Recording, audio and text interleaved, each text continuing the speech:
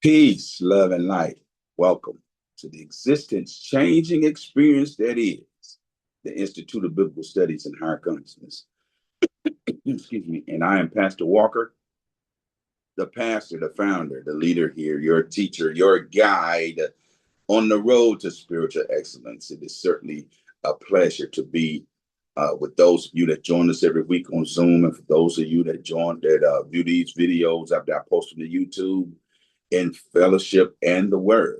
I just humbly ask that those of you that view this video and the videos on my channel, that you please like, share, and subscribe. I'm grateful for this day to come back together with you to explore another lesson topic, another subject matter. I apologize I wasn't on last week, but I had an opportunity to go back to Virginia to visit, partly for business, but the most important thing, to be able to attend the gender reveal for my oldest daughter and her husband. Then that we found that we're having a baby boy, a baby prince coming into the tribe, into the clan, into the fold, into the family. They had just had a granddaughter, uh, my granddaughter rather, and found out that they were pregnant again, and now we're having a boy. So now I have two beautiful granddaughters from both my daughters and their significant others, their spouses, and we're looking forward to the arrival of my first grandson. So it was an awesome experience. Today, we're going to begin another lesson topic. I'm not going to prolong things.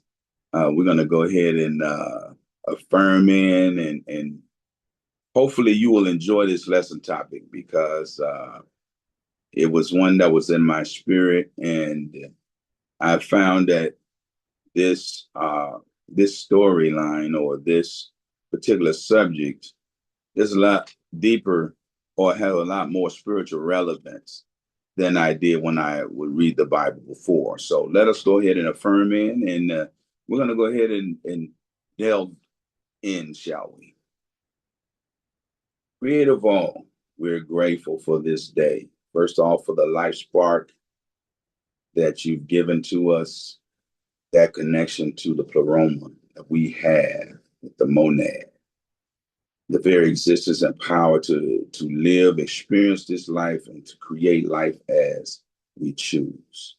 We're grateful for the information and knowledge that comes forth that aids us in the transition of our lives, that we may grow and achieve the thing that we had set out to do in this earth, our mission.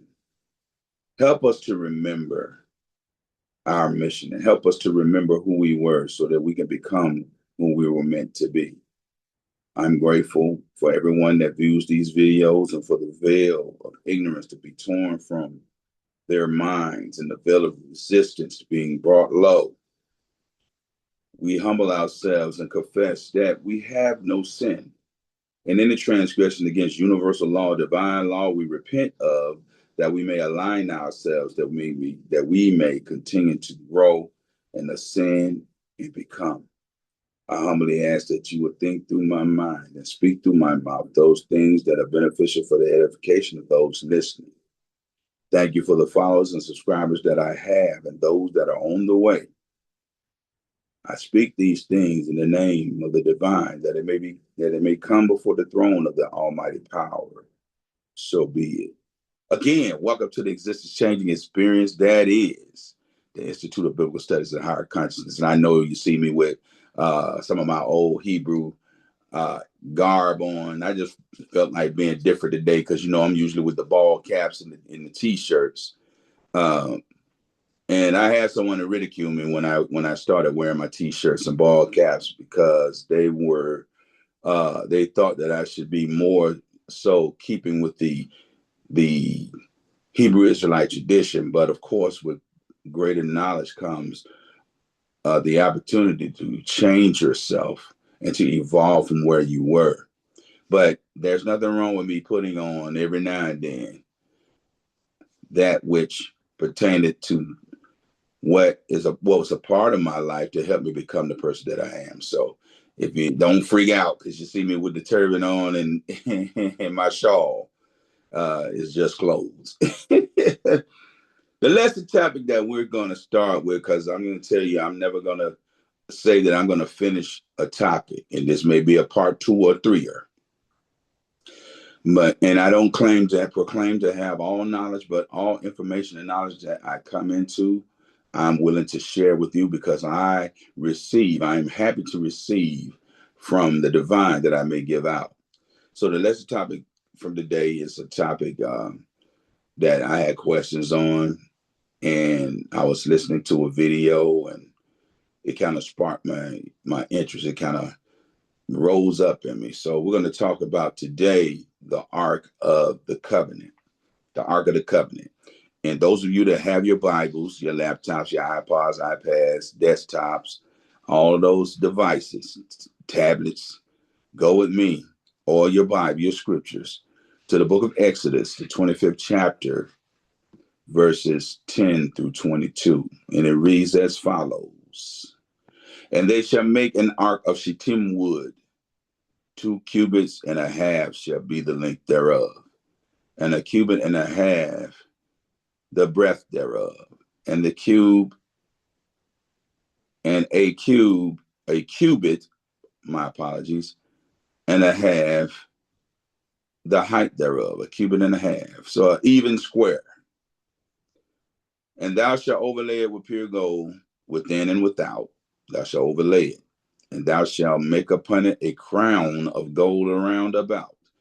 And thou shalt catch 4 rings of gold for it, and put them in the 4 corners thereof. And 2 rings shall be in the one side of it, and 2 rings in the other side of it. And thou shalt make staves or staffs of shittim wood, and overlay them with gold. And they shall put the staves into rings, and by the sides of the ark, that the ark may be borne with them. The staffs or staves shall be in the rings of the ark, and they shall not be taken from it. And thou shalt put into the ark of the testimony, or the ark the testimony, which I shall give thee. And thou shalt make a mercy seat of pure gold. 2 cubits and a half shall be the length thereof, and a cubit and a half shall be the breadth thereof. And thou shalt make 2 cherubims of gold of beaten work. Thou shalt make them in the 2 ends of the mercy seat, and make 1 cherub on the one end, and the other cherub on the other end. Even the mercy seat shall you make the cherubims of the 2 ends thereof. And the cherubim shall stretch forth their wings on high, covering the mercy seat with their wings, and their faces shall look one to another. Toward the mercy seat shall the faces of the cherubims be. And thou shalt put the mercy seat above the ark, and in the ark thou shalt place the testimony that I shall give thee. And there I will meet with thee. I will come with thee from above the mercy seat, from between the 2 cherubims, which are upon the ark of the testimony of all the things I will give thee in commandment unto the children of Israel. Excuse me for a second. When we read this picture, and I know it's kind of hard to picture in your mind, but based upon the description that was written, okay, the ark was described as being, now the dimensions of this might be a little off because he gave even dimensions, but for lack of better words or for familiarity purposes, we used to say in the government, close enough for government work. This is how the Ark of the Covenant is believed to look, okay?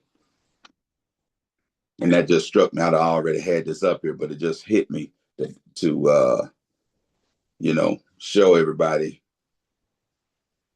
an illustration.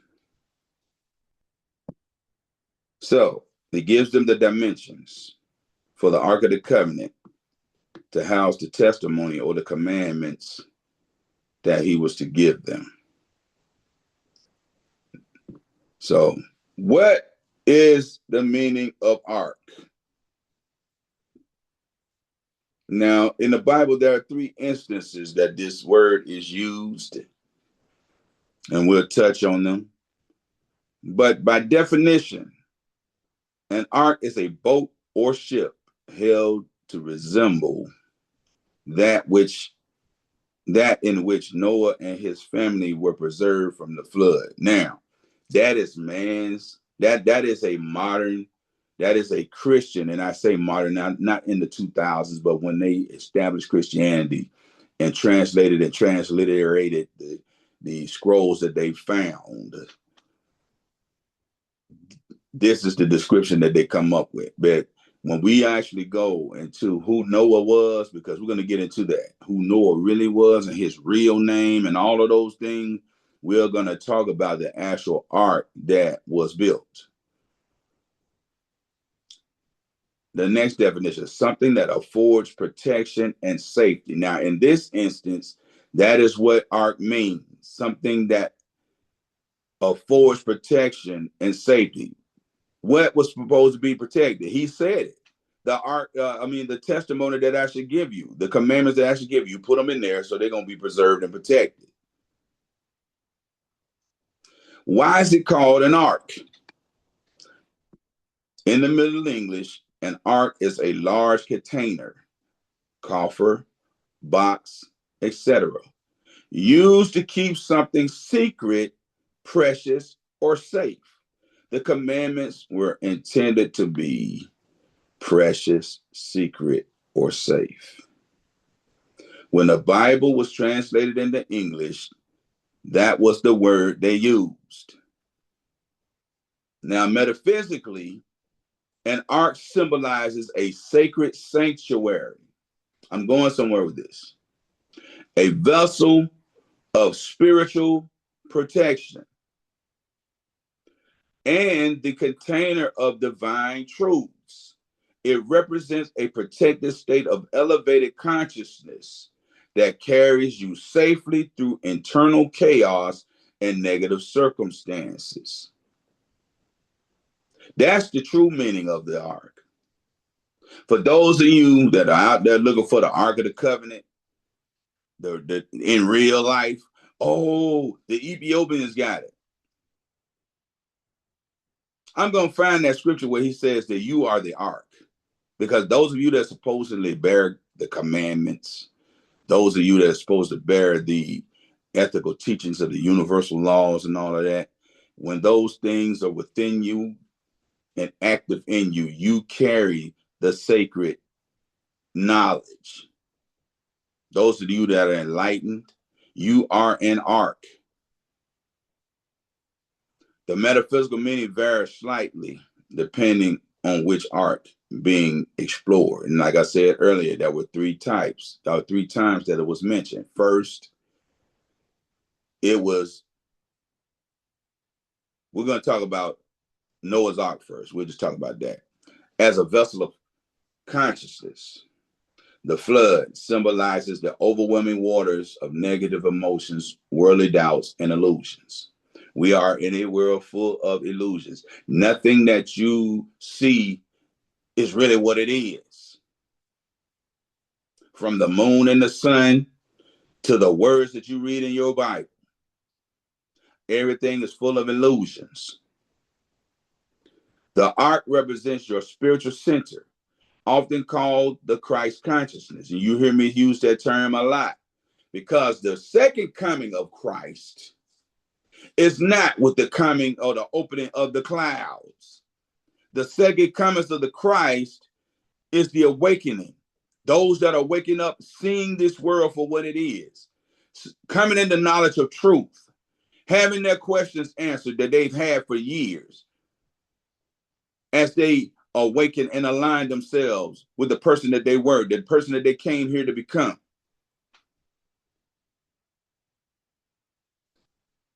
It is your spiritual center, often called the Christ consciousness, acting as a place of safety and refuge.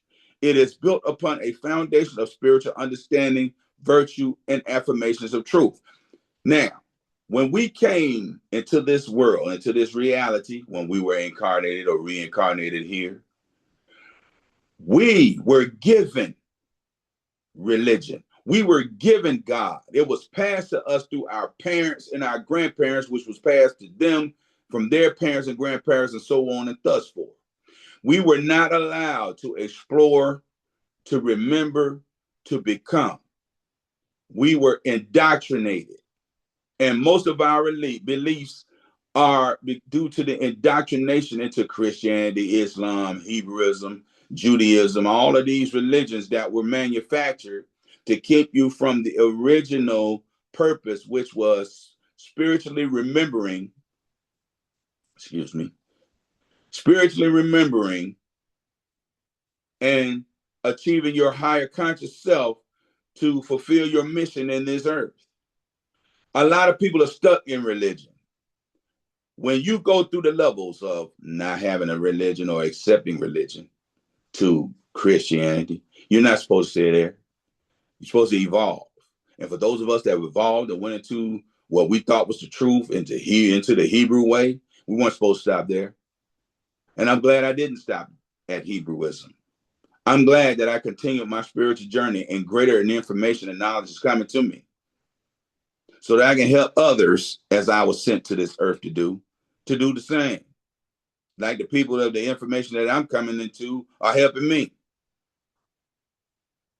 Now, entering into the ark, so we're still talking about the vessel of consciousness, signifies making a conscious choice to rise above the chaos of the material world and anchor yourself in spiritual presence. See, we are observers outside of the body that we're in, living and seeing, exploring, experiencing life through this avatar that our spirit resides in.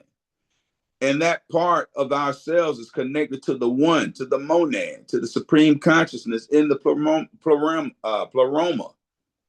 I keep wanting to say pleroma, but the pleroma, into the which that we're supposed to be on our journey back to, even after we so-called unalive, die, however you ascend from this vessel that we reside in. Once we successfully make it past the archons and the challenges in the spirit realm, and not be trapped into the moon to be recycled back here, going into the light. We're not supposed to go into the light, because that light that you see, once you agree to come back here, it's gonna be a womb you coming out of, and it's gonna be the light in the hospital, you coming out a baby, and then when they make you cry, when they smack you on your hand paws, you realize, dang, I'm here in another body. And then you got to remember all over again. Now, the Ark of the Covenant, the temple within. The golden box is a metaphor for the human mind and heart. The wood, which is acacia wood, I know it says shittim, it's the same thing, represents grounded humanity, while the gold overlay represents the divine spirit. The contents, which is the table of the law, manah, the rod, or whatever, represents the internalization of the divine law, in parentheses, truth, spiritual nourishment, and divine authority. The mercy seat, the lid of the ark, where the divine presence rests, signifying the ultimate communion between human and divine. You have so many people that live their lives that never strive to get connected to the divine and ascending consciousness. They become comfortable with the things of this world, with the situations thereof, and they seek not to go any further. Those are the ones that reincarnate here over and over and over again because they haven't learned the lesson and they're not achieving what they had signed on to do when they created their soul contract to come here.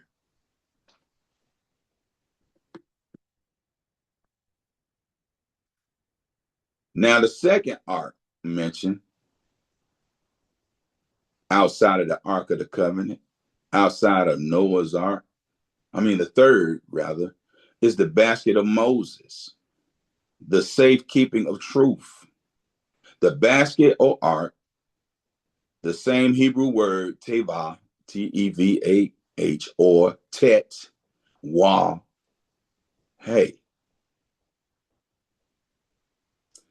is used for the ark that carried Moses down the Nile. Metaphysically, it represents the protection of spiritual intuition, new beginnings, and truth during vulnerable times. An ark is a state of preparedness and faith. It teaches that when life storms and internal floods threaten to overwhelm you, you must cultivate a sanctuary of virtues and divine wisdom to safely navigate the chaos to reach a higher state of being. The Ark of the Covenant, Sacred Ark, or Ark of the Testimony, represents the original spark of divinity in man's being. That spark that you got from the pleroma, from the monad. Being, it is a covenant or agreement of the Father with the Son that he shall inherit what the Father has.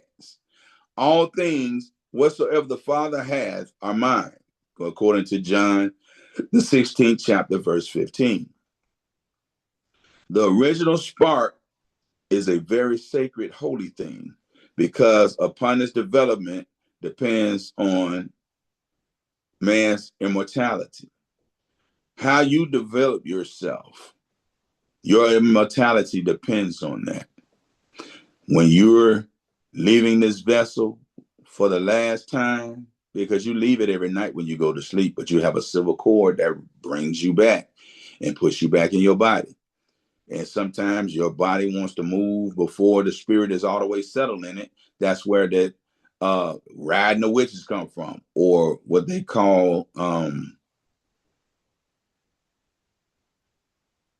paralysis, sleep paralysis, where you are conscious, and you're calling out and calling for help and all of that, but ain't nobody hearing you because you're not saying nothing, because you're not all the way back in your body yet.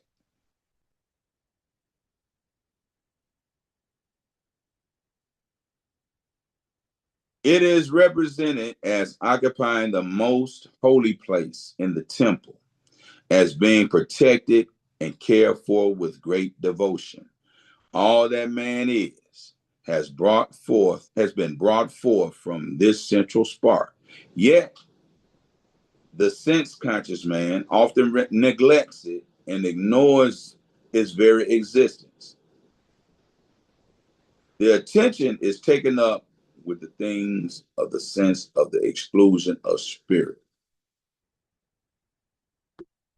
So we see the ark as a vessel of consciousness for the temple of the Most High, the Spirit of the Divine that dwells within you, safekeeping your spirit and all knowledge within you. Now, it is written that the Creator said to create it with shittim wood. And I was like, why shittim wood? What's so special about that wood? Shittim wood is the biblical term for acacia wood, from the Verkelia and Arcadia tree, or acacia tree. It was used to build the Ark of the Covenant because it was one of the few sturdy, durable hardwoods naturally available in the harsh desert environment of the Sinai Peninsula. Properties that made it an ideal material are extreme durability.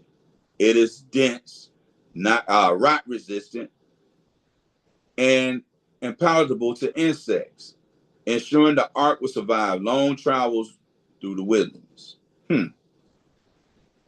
Durable, dense, rot resistant, and the insects don't like the taste of it.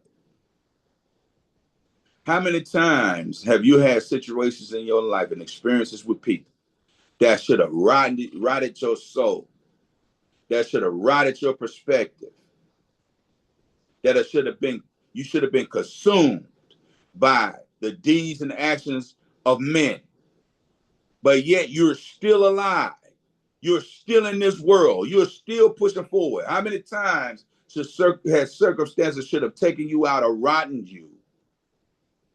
But you're still pressing forward. You're still achieving. You're still growing and glowing. For those of you that come in the truth and realize that what you were in is false, but you continue on a spiritual journey, you are an ark. You're just an ark for truth. And there's something inside of you, like they used to sing that song back in the day, something inside of me telling me to go ahead, go ahead, go ahead, go ahead. Yeah, that's something inside of you that's telling you to keep moving and keep going. Keep on moving. Don't stop like the hands of time. Or how would that thing say? They popped in my spirit. But you keep moving. Why? Because you are not unrotting or not rotted. You can't be rotted. You're dense. You're impalatable to what tries to consume you.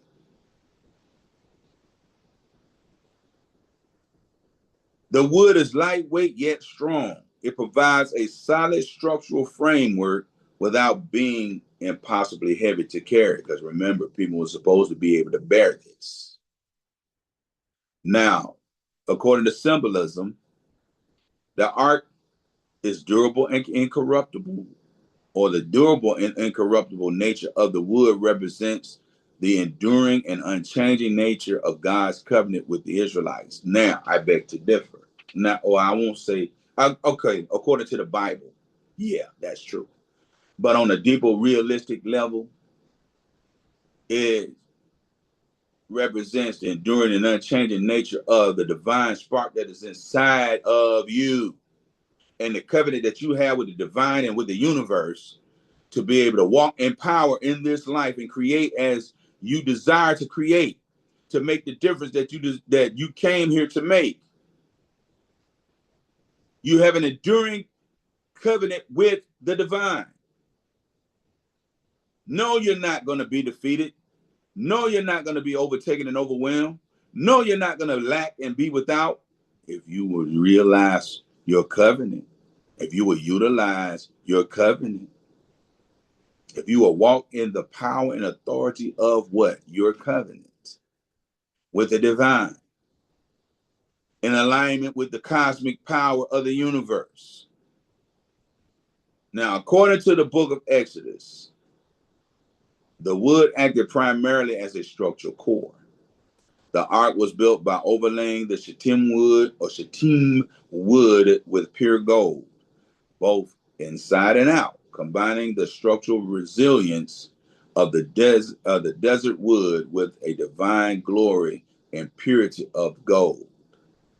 Now, metaphysically, shittim wood or acacia wood represents incorruptibility, resilience in harsh environments, and human nature elevated by the divine. Because it is native to the harsh desert, it symbolizes the ability to remain spiritually pure and rooted in faith, even when surrounded by spiritual wildernesses or temptation. The things that should lead you astray and destroy you, you're resilient to those. Your spirit is incorruptible. The spiritual and esoteric symbolism of shittim wood is broken down into several layers. Let's look at it. The first layer is the duality of human and the divine, because you are divine yet human. You are a natural vessel, all right, that possesses an eternal spirit of power and fire and strength and majesty. You are two beings combined into one. In the biblical mysticism, such as the Kabbalah and the writings of Emanuel Swedenborg, shittim wood is primarily associated with humanity. while the gold overlays represents divinity, human nature, the wood. Sourced from the thorny, leaning desert tree, the wood symbolizes our earthly, imperfect, or imperfect and vulnerable human nature. You have to balance the two. You have to be cognizant that you are this vessel, this human flesh is imperfect and vulnerable. But through the divine connection, the gold, when the wood is covered with pure gold, it represents how the human soul, when surrounded or when surrendered to the divine, is uplifted, protected, and sanctified. You don't have to be in religion, excuse me, to be surrendered to the divine. All you have to do is go within and commune, meditate, and connect with the one, with the source, with your higher self. So first, the duality of humanity and the divinity or the divine. The next is resilience and incorruptibility. Botanically, acacia wood is incredibly dense, highly durable, and naturally resistant to rot and insects. Metaphysically, this signifies immortality and purity because the wood resists decay. It symbolizes an eternal spirit that cannot be corrupted by earthly flaws or negative influences if you don't allow those things to affect you. You have to choose not to allow those things to affect you because things will happen in your life that should cause those things to affect you, but you have to take the spiritual stand and let it not. Strength in adversity. Its ability to thrive in dry, arid desert conditions mirrors the soul's ability to maintain inner grace and strength during times of hardship, not falling apart. I was in my kitchen and I knew I had to move and couldn't find nowhere to move. And I began to cry and say, that's okay. You won't open the door for me to find a place for me and my son. But I got the money there. I'll get us a hotel and I'll use it. Instead of crying, instead of standing up in strength, saying, I know that the door hasn't opened for me yet, but I'm grateful for the door that are open for me. Thank you for that door. And I seek that door. I am open to see that door. And standing up in strength, instead of falling apart during times of hardship, having that inner grace.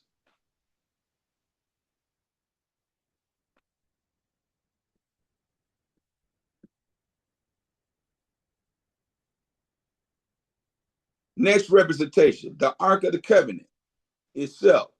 Shittim wood was the sole material used to build the Ark of the Covenant, the altars, and the tabernacle structure. Metaphysically, this places the wood at the literal meeting point between humanity and God, or the creator of all, or the monad, or the Most High, however you see it. Represents the vehicle through which divine wisdom and energy flows into the physical world. You are supposed to be a vessel of divine wisdom and energetic power from the pleroma into this world. You are a manifester. Every human being that is in this earth is a manifester. Everything begins in the spirit realm and develops into this physical realm. This was an idea in someone's mind to create and to make. Even the material. And that being, that person brought it forth when they did what? Put their hands to work. Everything that you create in your life starts in the spiritual. You're supposed to be a vehicle to which divine wisdom and energy flows into this physical world. All right, next, overcoming folly. In the Jewish tradition, of course, they're gonna say Jewish because they acknowledge Judaism over Hebrewism, but tomato. In Jewish tradition, the word shita, the root of shatim, is sometimes linked to the leaning or folly. Shetut, Shetut, Shetut, referencing moments where the Israelites stumbled or strayed morally, and they strayed a lot morally. They went a horn after other gods a lot. Because when you read the Bible, the Most High, the Creator, or Yahweh, as they say, was mad a whole lot because his woman kept going after other gods. Now, I never understood why a being would take a nation of men, mostly, and women, that came from the name of a man, but treated it like a woman. It don't make sense to me. Acted like a woman. It's almost like a homosexual interaction or exchange,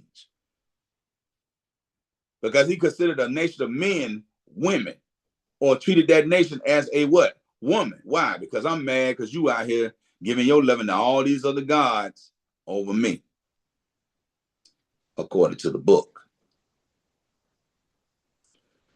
Referencing moments where the Israelites stumbled or strayed morally, using this exact wood to build the most sacred instruments of worship represents spiritual repair, or in Hebrew, tikkun, Tikkun, tikkun, or tet kaf nun. Just like shetut was shin tet tet. Demonstrating that even our most flawed, wayward human tendencies can be redeemed and elevated into instruments of profound holiness.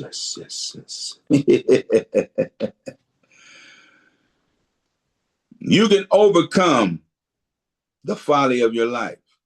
Everybody's not born with a lot of wisdom and great knowledge and understanding.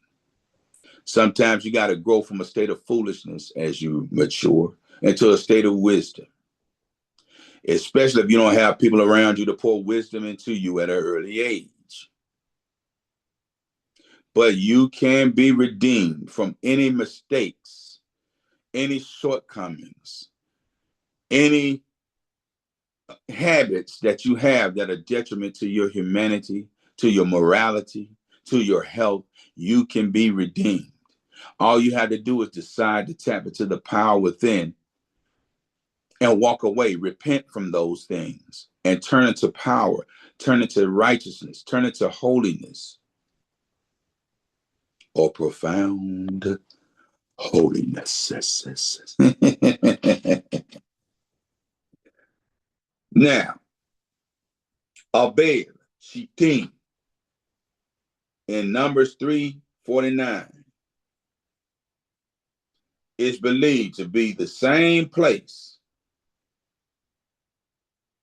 And when you look it up, you can see Abel, or Abel, Abel, Abel, Shittim, or Bet, or Bet Shita. Shittim, or Shittim, or Cassius, refers to the resurrection, or refers to resurrection life. Because you were dead in your life before you were awakened spiritually. And that's even in religion, because I'm not going to use sin because nobody's born a sinner. But you were dead once before you came into enlightenment. And then you were resurrected or reborn. Well, resurrect really signifies that you already existed in a state and you return to it. That's what resurrection means. Now, some would say res-erection when they're talking about the phallus, the procreation, and the continuation of life. because a man's bloodline is res-erected when he has a son, and his son is able to create another son. But his life is also res-erected when his daughters marry and have children, because his blood still is in that child. But it's just not, well, you know what? I got to take that back. Because either way, I just got an epiphany. Your blood continues, whether in your son or your daughter. But we were taught in religion and in the Hebrew way, oh, you got to have a son to keep your bloodline going. Your blood continues on, because even though it mixes with another person's blood, your blood still lives. It's just that your name don't continue on without your son, because your daughter has to take on the name of her husband. But we were taught that to keep your bloodline going. It's not about the bloodline you have as sons. It's about continuing your name. But guess what? If your daughter and her husband decides to give their child part of your name continues. You know, example of that. My name, my birth name was LaShawn Terrell. I used to say it backwards. I used to say Terrell LaShawn. But my cousin Jackie corrected me. It was LaShawn Terrell. Dope name, player name. I digress. But when I was born, my father, Oscar Walker Sr., wanted a junior. And he said, you will not name him LaShawn Terrell. So they rearranged my name to Oscar LaShawn to continue in my father's name. Not only his first name, but his last name. But I'm grateful for my sister. My sister Pam gave my nephews my middle name, Charles LaShawn, Charquise Nushawn. But it didn't stop there. My niece, Charnay, gave her son my middle name, Darnell. I think it's Darnell LaShawn. But the Sean continues on. And if he chooses to put Sean in his child's name, the name of Sean will continue for generations. But I'm grateful for that. And this realization just helped me to get that even the more. So I'm honored. And I thank them publicly for honoring my name to continue on in the earth as far as those children are. But your blood, man, continues on even if you have a granddaughter, even if you have a daughter. Let me get back on track. It refers to resurrection life. When there has been a resurrection experience in consciousness, an inflow of new life, and it does. When you wake up, man, the world goes into colors. It's more vivid because now I see everything. And all knowledge is coming to me now. I feel so alive. I never felt this alive before. When I was in religion, I didn't feel alive like I feel now. I felt the burden of sin and the restriction of the idea of other people and how they felt like holiness should look and act.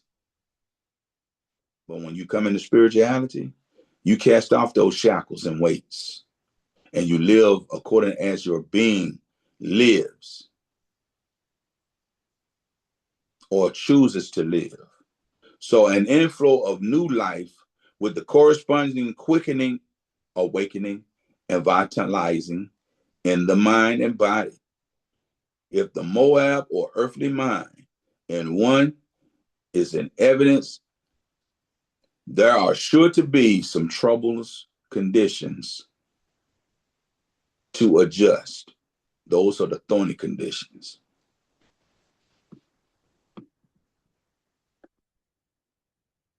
The gold overlay, because we took this Shittim wood, this incorruptible wood, and overlaid it with gold.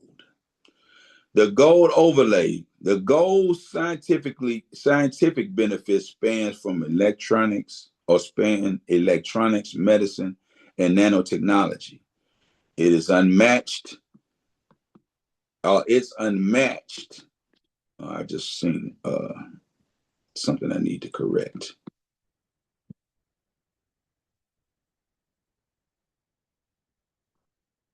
Okay, I couldn't read that. Its unmatched electrical conductivity, high biocompatibility, and resistance to corrosion make it an invaluable makes it invaluable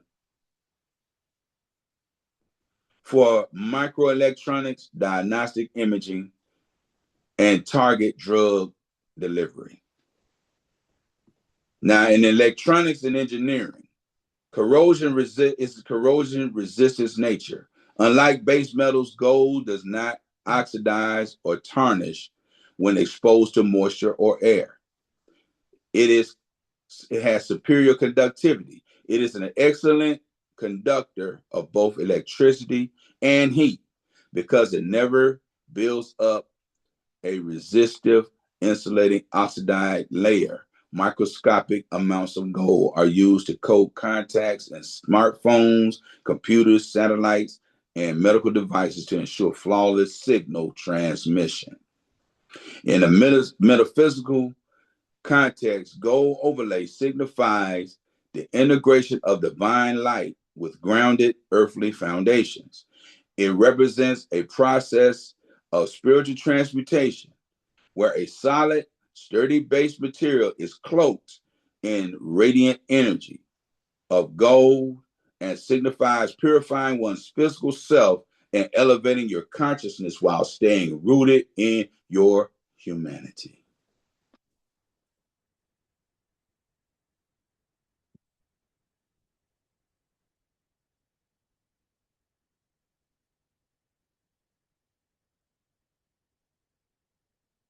I'm going to stop right there because the next we want to pick up with core metaphysical meanings.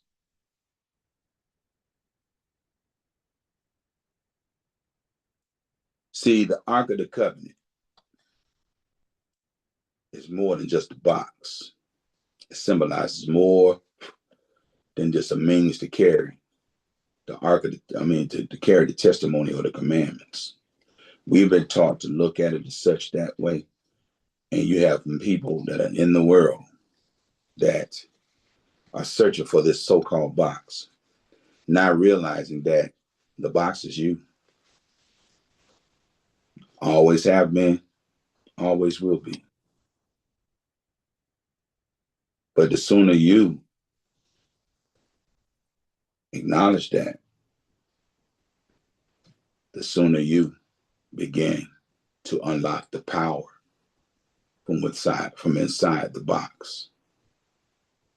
This has been the existence changing experience that is the Institute of Biblical Studies and Higher Consciousness. I am Pastor Walker, and it is my pleasure to be on here and explore this subject matter. And I hope that it was relayed in a fashion that you can understand, understand, overstand, stand in, to make a change in their life, to know that the things of the Bible are more alive in a different sense than the literal sense that we've been taught to read it in. And on another note, eventually I'm going to be changing from Pastor Walker. I just haven't updated it in Zoom yet to portray the new title that I'll be using. But it's more befitting. Really, titles are just for men. Because basically all I am is a teacher and a bringer of truth as I can find it or it's revealed to me. But it's been my pleasure to get to come in with you on this lesson topic, and I pray that you will come back next week for more of the same as we continue on. And I pray that you grow from this information and take your journey spiritually to a greater level. That's a for now. Creative all, we're gracious, we're grateful for this time of being in the word and explanation of the information that's given. I believe that the minds and eyes are open to those that are listening to this information and that is well received. That it will be a catalyst of change in the lives of those listening, first in my life and then in the lives of others. We believe that as we depart from this Zoom, but never from your presence, we know that you go with us to keep us till we come together again. And we're giving honor where honor is due. Even as our spirit is enlightened and elevated to come into greater consciousness, let our light so shine before men, they may see the truth and grow according thereof. I speak these things in the name of the divine, that it may come before the throne of the Most High Power. So be it. May the Creator bless you and keep you. May He cause His countenance to shine upon you, be gracious unto you. May He show you His mercy and bid you His peace. Peace, love, and light. Thank y'all for tuning in. Looking forward to seeing y'all next week for more of the same.